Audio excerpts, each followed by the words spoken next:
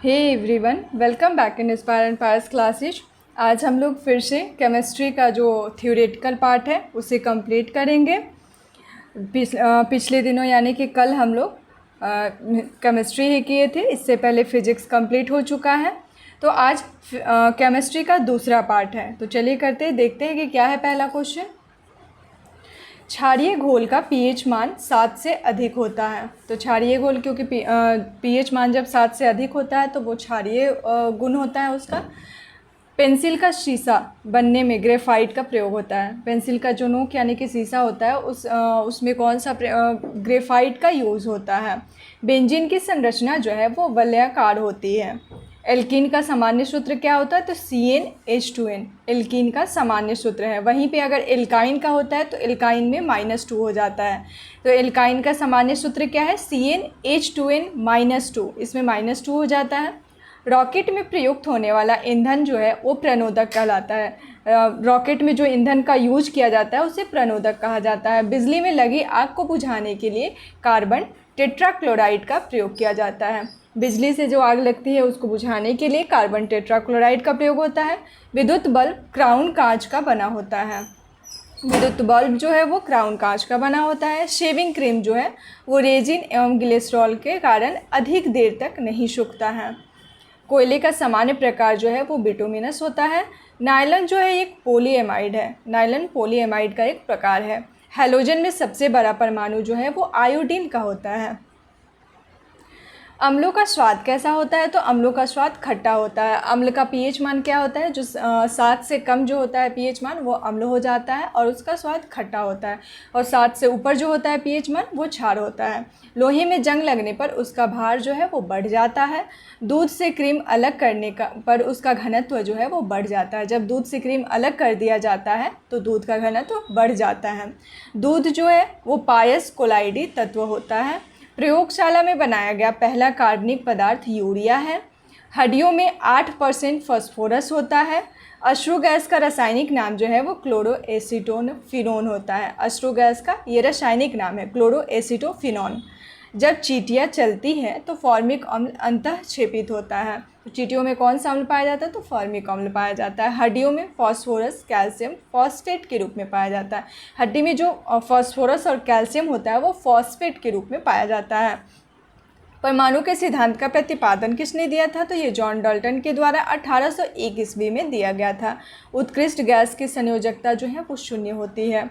बर्फ़ का द्रव्यनाक एवं हिमांक दोनों 0 डिग्री सेल्सियस होता है।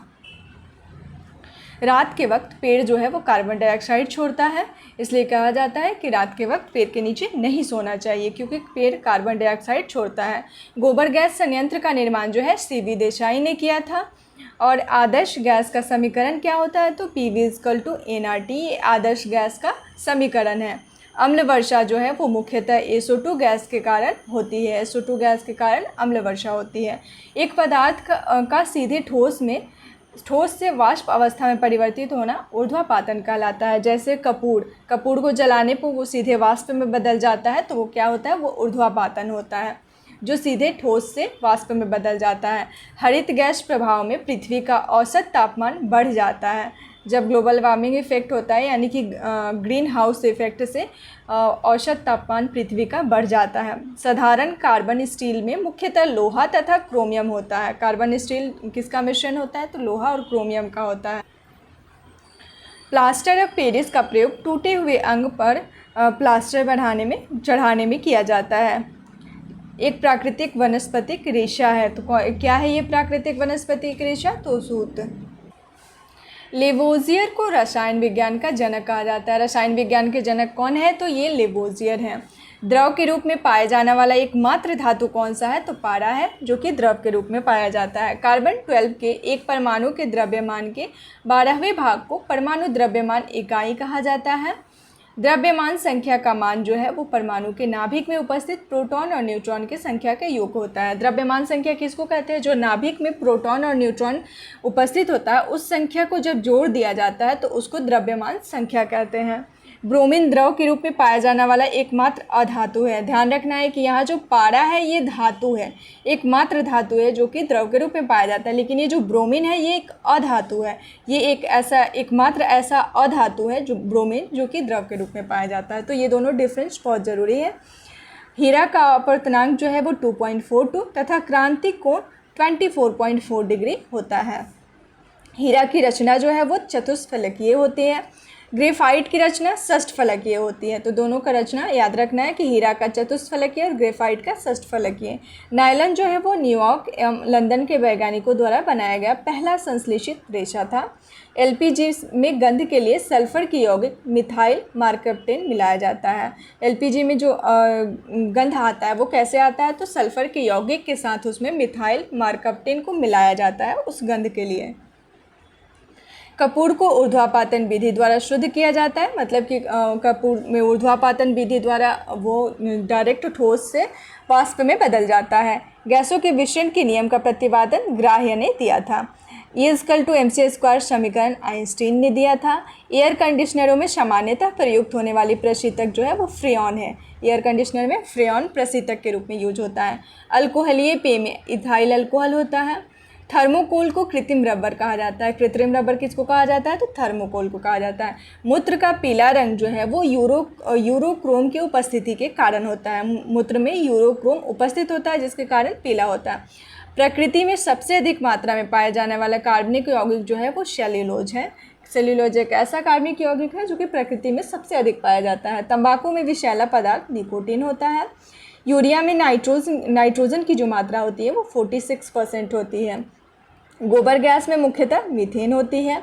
ग्रेफाइट एक मात्र कार्बन का अपरूप है जो कि विद्युत का सुचालक होता है। कार्बन का एक मात्र ऐसा अपरूप जो कि विद्युत का सुचालक होता है वो है ग्रेफाइट, जो कि विद्युत का सुचालक है। सर्वाधिक हल्की गैस जो है वो हाइड्रोजन, सबसे हल्का गैस हाइड्रोजन होता है। जंग लगने पर लोहे का भार बढ़ जाता है। अमलगम पारे का मिश्र धातु है। चश्मे का लेंस जो है वो क्रुक्स कांच का बना होता है। बिजली से लगी आग बुझाने में कार्बन टेट्राक्लोराइड यानी कि CCl4 अग्निशामक प्रयुक्त होता है। पोर्टलैंड सीमेंट का प्रमुख घटक जो है वो है चूना, सिलिका, एल्यूमिना और मैग्नीशियम।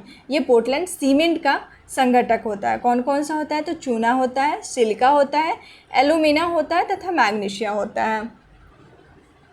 वर्षा का जल सबसे शुद्ध जल होता है। लोहे में जंग लगने से फेरिक व फेरस ऑक्साइड बनता है। समुद्र जल से नमक वाष्पीकरण विधि द्वारा तैयार किया जाता है। भूपर्पट्टी में सर्वाधिक मात्रा में पाया जाने वाला तत्व जो है वो ऑक्सीजन में है। सबसे ज़्यादा ऑक्सीजन पाया जाता है। सबसे भारी धातु ओस्मियम होता है। और सोडियम धातु को मिट्टी के तेल में रखा जाता है, क्योंकि सोडियम को अगर मिट्टी के तेल में नहीं रखा जाता है तो वो रिएक्ट कर जाता है, इसलिए इसे मिट्टी के तेल में रखा जाता है। गैलेना जो है वो सीसा का अयस्क है। सीसा का अयस्क क्या होता है, तो गैलेना होता है। आवर्त सारणी का सबसे बड़ा आवर्त षष्ठम है और आवर्त सारणी का सबसे छोटा आवर्त जो है वो प्रथम है। प्रथम आवर्त जो होता है वो सबसे छोटा होता है और षष्ठम नंबर का जो आवर्त होता है वो सबसे बड़ा होता है। आधुनिक आवर्त नियम का प्रतिपादन मोशले ने किया था। मेंडलीफ के आवर्त सारणी में तत्वों के वर्गीकरण का आधार परमाणु द्रव्यमान था। मेंडलीफ ने जो आवर्त सारणी दिया था उसमें जो तत्व का वर्गीकरण का जो आधार था वो परमाणु द्रव्यमान था। त्रिक नियम का प्रतिपादन डोबेरेनर के द्वारा किया गया था। अष्टक नियम का प्रतिपादन न्यूलैंड ने किया था। श्वसन मंद दहन क्रिया है। श्वसन जो क्रिया होता है वो एक मंद दहन क्रिया कहलाता है। दहन एक ऑक्सीकरण रासायनिक अभिक्रिया है। दहन को एक ऑक्सीकरण रासायनिक अभिक्रिया भी कहा जाता है। पायरोग्लिनियस अम्ल लकड़ी के भंजक आसवन द्वारा प्राप्त होने वाला अवयव है। तो लकड़ी के भंजक आसवन द्वारा कौन सा अवयव प्राप्त होता है, तो पायरोग्लिनियस। सूर्य के भीतर नाभिकीय अभिक्रियाएं होती है। पृथ्वी पर पाए जाने वाले यूरेनियम में सर्वाधिक मात्रा में यूरेनियम 238 पाया जाता है पृथ्वी पर सर्वाधिक मात्रा में। सौर ऊर्जा हम तक अवरक्त प्रकाश द्वारा पहुंचता है। सौर ऊर्जा जो हम तक पहुंचता है वो अवरक्त प्रकाश के द्वारा पहुंचता है। पराबैंगनी किरणों का प्राकृतिक स्रोत जो है वो सूर्य से प्राप्त विकिरण है। नाभिकीय संलयन अभिक्रिया में हाइड्रोजन हीलियम में परिणत होता है। एंटीमनी जो है ये एक उपधातु है। लोहा का निष्कर्षण मुख्यतः हेमेटाइट Fe3O4 के द्वारा अयस्क से होता है। जिप्सम को 120 डिग्री सेल्सियस ताप पर गर्म करने पर प्लास्टर ऑफ पेरिस प्राप्त होता है। जब जिप्सम को 120 डिग्री सेल्सियस पे गर्म किया जाता है तो प्लास्टर ऑफ पेरिस बन जाता है। तांबा का निष्कर्षण मुख्यतः कॉपर पायराइड्स अयस्क से किया जाता है। मैग्नीशियम जो है वो एल्युमिनियम का मिश्र धातु है। सल्फाइड अयस्क का शांद्रण फीन प्लवन विधि द्वारा होता है। फास्फोरस का सबसे अस्थायी अपरूप जो है वो लाल फास्फोरस होता है, जो कि सबसे अस्थायी अपरूप है। फास्फोरस का श्वेत अपरूप जो है वो अत्यधिक विषैला होता है। तो लाल फास्फोरस जो है वो अत्यधिक अस्थायी होता है और जो श्वेत फास्फोरस है वो विषैला होता है। क्रायोलाइट एल्युमिनियम का अयस्क है। कागज सेल्यूलोज का शुद्ध रूप है। निलंबन में निलंबित कणों का जो आकार होता है वो 10⁻⁻5 सेंटीमीटर का होता है। कोलाइडी कणों का आकार जो है वो 10⁻⁻4 और 10⁻⁻8 सेंटीमीटर के बीच में होता है कोलाइडी कणों का आकार। वायु में धुआं निलंबन का उदाहरण है। तो वायु में जो धुआं होता है वो निलंबन का एक उदाहरण होता है। रक्त जो है वो कोलाइड का उदाहरण है। ताप में वृद्धि होने से ठोस पदार्थ की विलयता बढ़ती है। जितना ताप बढ़ता है उतना ठोस पदार्थ की विलयता बढ़ती जाती है। तो आज हम लोगों ने केमिस्ट्री का दूसरा पार्ट कंप्लीट कर लिया है। अब कल हम लोग इस फर्स्ट और सेकंड पार्ट से जो भी एमसीक्यू होगा उसका हम लोग एमसीक्यू देखेंगे और एमसीक्यू के थ्रू इस दोनों पार्ट को रिवीजन कर लेंगे ताकि इस दोनों पार्ट को और आसानी से हम लोग याद कर सकें। मिलते हैं फिर नेक्स्ट सीरीज़ के साथ नेक्स्ट वीडियो में। Thanks for watching.